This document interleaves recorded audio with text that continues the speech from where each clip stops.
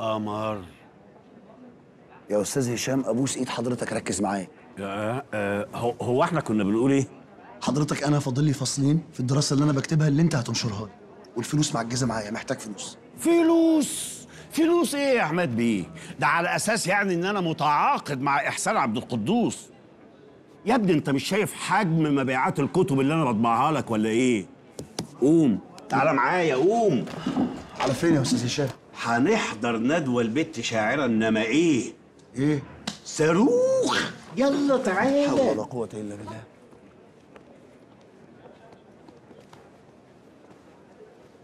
والآن مع الشاعرة السكندرية حنان البغدادي.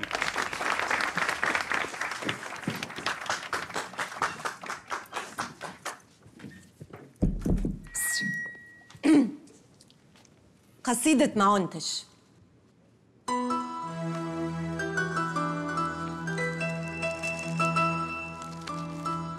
معونتش أصدقه، معونتش أصدقه، معونتش أحبك، معونتش معونتش.